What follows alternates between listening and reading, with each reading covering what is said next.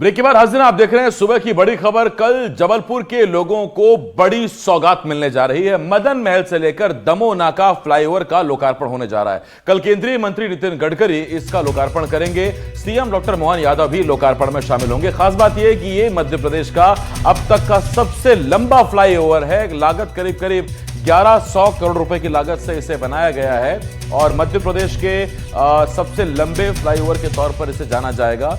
कल ये भव्य कार्यक्रम होगा जिसमें केंद्रीय सड़क परिवहन भूतल जहाजरानी मंत्री नितिन गडकरी पहुंचेंगे और नितिन गडकरी के साथ साथ सीएम डॉक्टर मोहन यादव मौजूद रहेंगे और मध्य प्रदेश के अब तक के सबसे लंबे फ्लाईओवर का लोकार्पण किया जाएगा।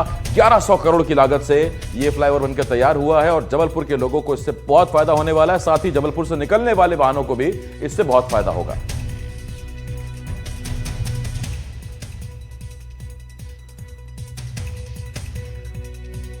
और मेरे वरिष्ठ सहयोगी संजीव चौधरी इस बड़ी खबर पर हमारे साथ जुड़ रहे हैं और जबलपुर के ही हैं, तो बधाई के पात्र तो आप भी। संजीव जी, पहले तो बधाई, फिर बताइए जरा कार्यक्रम की क्या रूपरेखा है, कब लोकार्पण मिलेगा हो?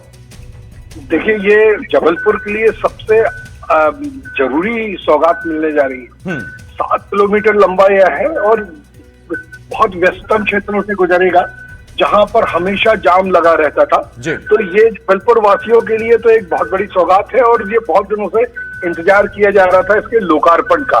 लेकिन आधा बन गया था, आधा शुरू भी कर दिया गया था और उसके बाद अब नितिन गडकरी जी और मुख्यमंत्री जी के आने के बाद इसे पूरा जनता के लिए खोला जा रहा है।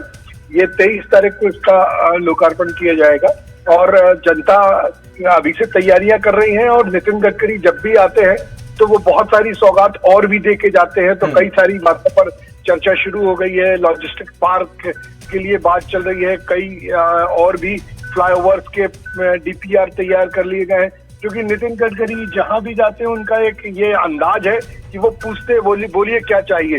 तो ना सिर्फ इस फ्लाईओवर के उद्घाटन के लिए लोग इंतजार कर रहे हैं, बल्कि इस बात का भी इंतजार कर रहे हैं कि और क्या क्या मिलने वाला है। जो पीडब्ल्यूडी मंत्री राकेश सिंह हैं, जिन्होंने इस फ्लाईओवर को बनाने में सबसे ज्यादा मेहनत की थी, उन्हीं के समय ये फ्लाईओवर जब वो सांसद से जब शुरू हुआ था तो वो कई सारी और भी डीपीआर तैयार करा के रख चुके हैं, क्योंकि इस समय वो मध्य प्रदेश के पीडब्ल्यूडी मंत्री भी है।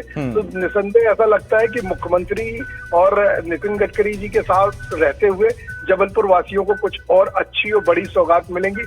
तैयारियां जोर शोर से चल रही है स्वागत की। जी संजीव जी, ये बताइए कि जबलपुर के वो कौन कौन से इलाके हैं जिनके लोगों को सबसे ज्यादा फायदा होगा इस फ्लाईओवर के बनने से?